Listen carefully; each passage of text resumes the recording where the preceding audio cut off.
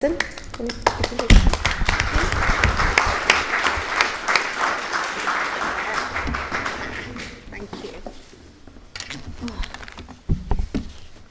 Right. My name is Alison Curtis. I'm an honourable member of Manchester Users Network. I'm a carer along with my sister to my brother who suffers a severe and enduring mental health illness.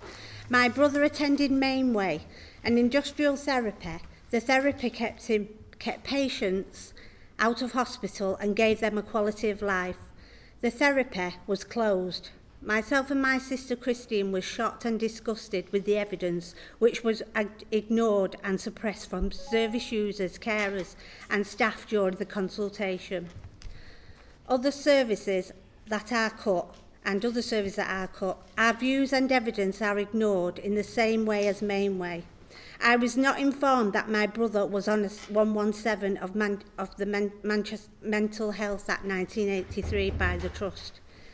It was Manchester Users Network that informed me, otherwise my brother would have had to be charged for part of his mental health service under the individual budget scheme. This is quite obvious because of the CPA manager's job being cut. Many patients could be paying for services when legally they should be getting them for free. Patients are being discharged from community mental health teams with the terminology of stepping down. They are plainly financial discharges, and the reason is quite clear. Manchester Mental Health and Social Care Trust are deeply in debt, but they fail to tell the truth to the individual that can put them at risk because they are still ill, extremely vulnerable and in danger of losing benefit. My brother's CPA care plan was totally out of date, as many others on a CPA. Patients under the community mental health teams are left to their own devices when their care coordinator are off sick or on leave. My brother was left for weeks, and so many others. Our trust have banned service users from meetings if you said you are a member of MUN.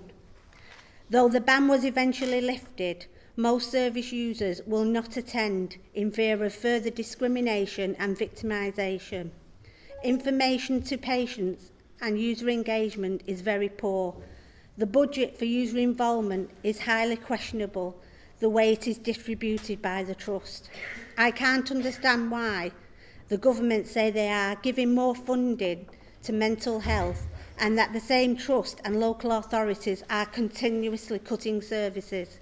Patients are dying prematurely through these unethical cuts, suicides and physical conditions linked to mental health. I am sure similar problems are happening in Greater Manchester and across the UK. My own view is Manchester Mental Health and Manchester Mental Health Trust should be on special measures. Many feel an independent public inquiry should take place on a national level. I hope Luciana Bergerman, MP, Shadow Mental Health Minister, can hold this government to account and others responsible. And I've got something else to say.